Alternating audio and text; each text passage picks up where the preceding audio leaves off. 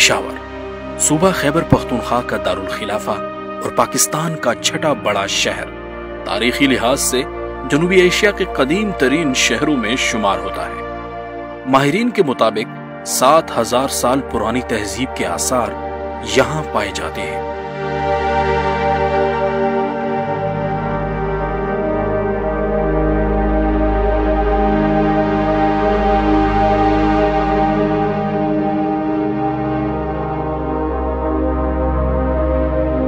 گندھارا تہذیب، مغل بادشاہت، سکھ حکمران، برٹش راج سمیت ماضی کے کئی پرشکوہ ادوار کا گواہ، پشاور خیبر پختونخوا کا سب سے بڑا شہر اور صدر مقام ہے، جس سے چند میل کی مسافت پر 1963 میں تعمیر ہونے والے خیبر پختونخوا کی پہچان باب خیبر موجود ہے۔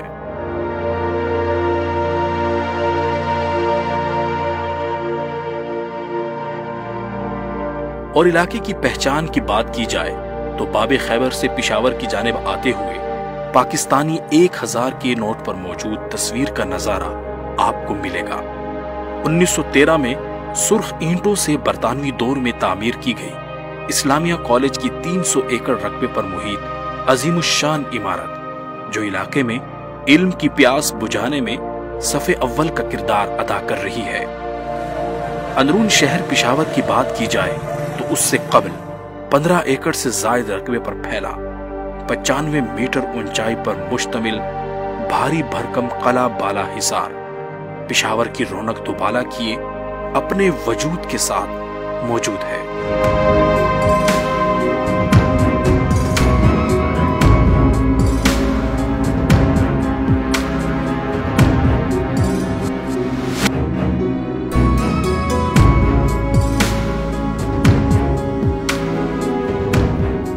اندرون شہر جہاں چوک کی یادگار، گھنٹا گھر اور پھر محلہ سیٹھیاں، اندرون شہر میں قائم سیٹھی خاندان کا مکان جو اب عجائب گھر ہے، 7 مکان جو تہخانوں کے ذریعے ایک دوسرے سے جڑے ہیں، میں شاندار لکڑی کا کام، رنگین شیشوں سے مزین طاق اور کھڑکیاں آنے والوں کو اپنے سحر میں جکڑ لیتی ہیں۔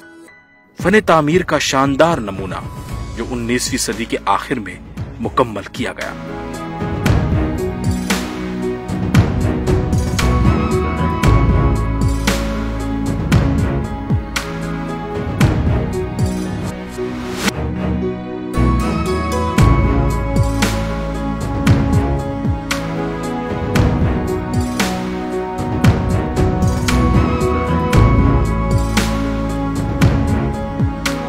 قلعہ بالا حصار سے چند قدموں کی مسافت پر مغلیہ دور میں تعمیر کردہ قدیم مسجد مہابت خان ہے، جس کی بناوٹ اپنی مثال آپ ہے۔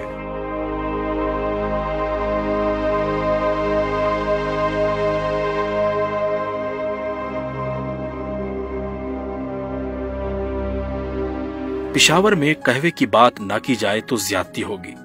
روایتی چینکوں اور پیالیوں میں قہوے کا بہترین ذائقہ آپ کو ملے گا قصہ خانی بازار میں، جہاں ماضی میں قصہ گو آنے والے تاجروں کو مختلف قصے سنا کے ان کا دل موہ لیتے تھے۔ اسی بازار میں جہاں ضرورت کی ہر شے ملتی ہے، وہیں کچھ قدیم روایتی پیتل کے برتن بھی تیار کیے جاتے ہیں اور ان دلکش برتنوں کی خرید و فروخت ہوتی ہے۔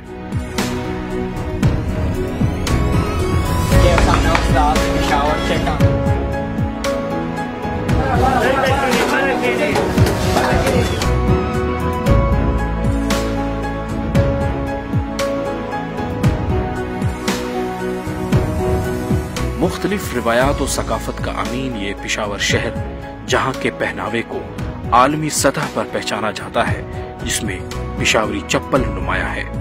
اور کھانوں کی بات کی جائے تو یہاں آنے والے سیاح دمبے کے گوشت کے ٹکوں اور کڑھائی سے لطف اندوز ہونا نہیں بھولتے۔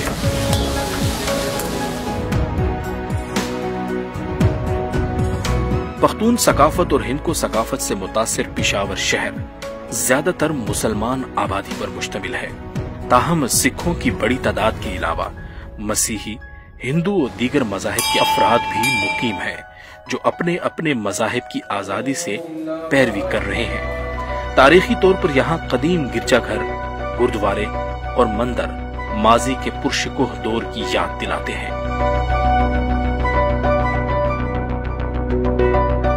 آج کے پشاور کی بات کی جائے تو جہاں صوبے کے دیگر شہروں سے آئے افراد کے لیے تعلیم، صحت، روزگار کے مواقع فراہم کر رہا ہے، وہیں لاکھوں کی تعداد میں افغان پناہ گزینوں کو کاروبار، تعلیم اور دیگر شعبوں میں زندگی میں خدمات دے رہا ہے۔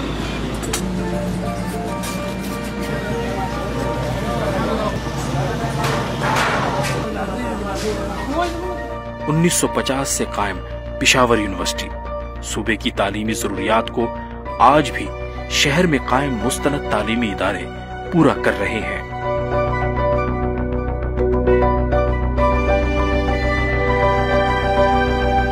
تعلیم، سیاحت، تجارت اور انفراسٹرکچر سمیت موجودہ صوبائی حکومت گزشتہ 9 سالوں سے شہر پشاور کو جدید پشاور میں ڈھال چکی ہے اور عام آدمی کے معیار زندگی کو بہتر بنانے میں مدد دے رہی ہے، جس کی واضح مثال BRT ہے۔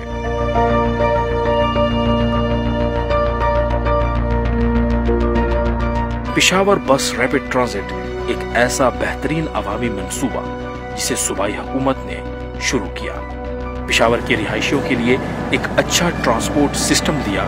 اس کے علاوہ خواتین کے لیے ایک محفوظ سفر بھی۔